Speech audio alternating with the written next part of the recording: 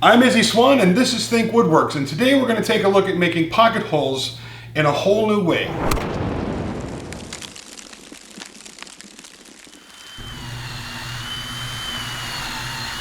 So the concept behind this build is simple. I wanted to build a pocket hole machine that was lightweight and could be taken to the work if you're cutting into large panels, or something that could also be fixed to a tabletop and be used to cut pocket holes in the ends of rails and stiles with one simple motion. Not a bunch of clamping and grabbing drills and a bunch of other setup. Just one quick motion and the pocket hole's cut.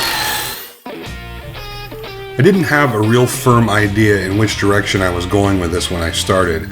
After milling some 1/2-inch plywood down to size, I cut a 3/8 hole in the end of a block of scrap wood and then glued it to a long piece of plywood with some 2p10Ca gel and activator, and that's just going to hold it in place while I cut it at a 12-degree angle.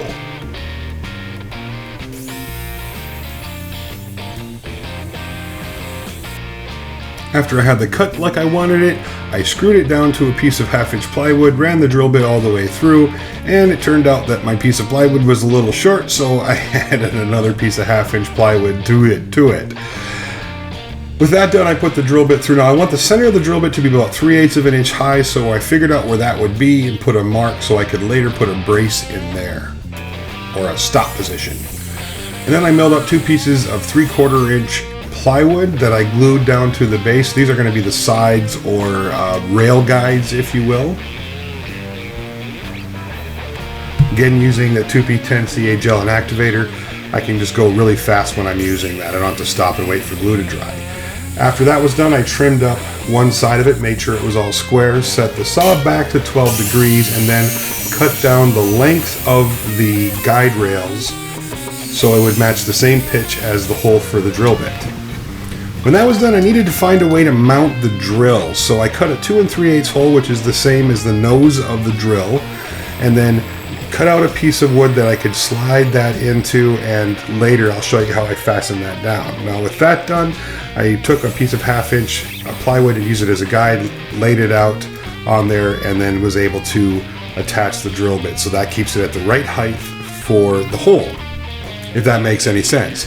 And then I attached some sides to that, and these just kind of hold that slide in place. Now I kind of screwed up on my measurements there, and I needed to come back and fix it. I tried fastening it down with screws to kind of suck it up a little bit, but with that Ca gel dry in there so fast it wasn't moving. So what I ended up doing is using some fast edge banding to fill those voids so it would be a nice tight fit. Those pliers right there that I'm using are one of those things not a lot of people know about. Those are flush cut pliers, and therefore cutting edge banding off the edge of plywood rather than trying to use a utility knife on the end of it to get it nice and square. You just use the flush cut trimmers and it cuts it perfect every time. So they're really handy to have in the shop. Now after I had the edge banding installed, I made sure that everything was fitting well, and it did, nice tight fit. And then I just use a utility knife to take the side pieces off, and then fasten 2 pieces of 1/2-inch plywood on top. And all that does is really capture the slide in there. So that drill slide, we'll call it, is captured in there and won't come out when I'm using it later. When that was done, I just ran a few screws in to hold it in place. Never hurts to have a little extra support. So to fasten the drill into this thing, I just trimmed off some excess of that wood, and then I used a hose clamp, and I drilled a couple holes in it and then screwed it to one side, and then looped it over and screwed it down to the other side. And that did a really good job of holding the drill in place.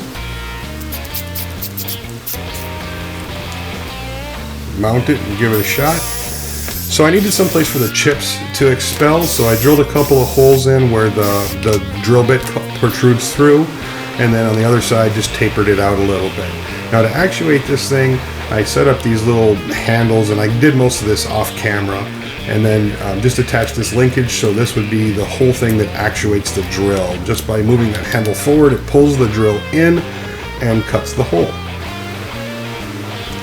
So to keep it in place while the hole is cutting, I knew I wanted to put something on there to give it a little traction, so I used a large piece of Trackpad, which works wonderfully, and then just trimmed it out. Now after I had the drill bit installed, I kind of cut out around where the drill bit protrudes through, and then added a little kick plate on the back, and that would just make sure that the position is perfect every time.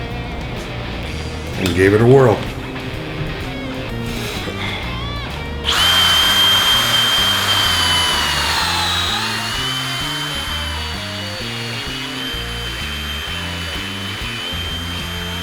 So because I didn't have a trigger device for this, I just used a twist tie around the drill trigger and put the battery in when I needed to use it.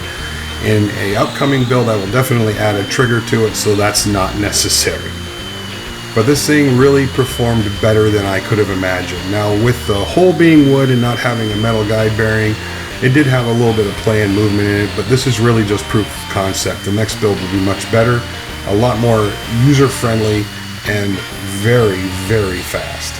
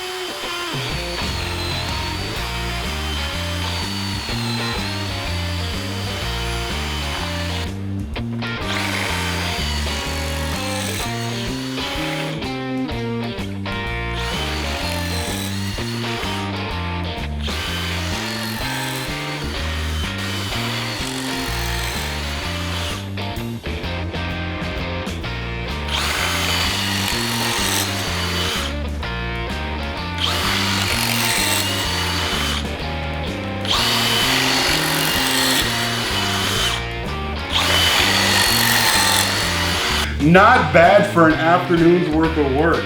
This is definitely not a finished product. It needs a ton of work. There's a lot of improvements I can make to this, and I'm excited about doing that. So next Saturday, I will have a video up with all the improvements that I think this thing needs and plans available, so that'll be up. Speaking of plans, my web designer's been working hard on the website, and he's got the free plans page up, so go over there and check that out. There's 4 or 5 sets of free plans over there. Don't forget to register for the giveaway. We're giving away a really nice Bosch router with a fixed base and a plunge base over there, and I'm excited about that. And that's over in like a week, so we'll be picking a winner in a week, or Rafflecopter will be picking a winner in a week. And then we'll be doing another giveaway, so don't forget to check back on that stuff. I'd like to thank everybody for watching, and I hope you enjoyed this project as much as I have, and I'm looking forward to having the finished version with plans up next Saturday. Quick shout out to FastCap, and want to thank them for showing their love, and if you'd like to learn more about any of the products I used in today's video from FastCap, you can check in the description box below for links. Hope everybody has a great week.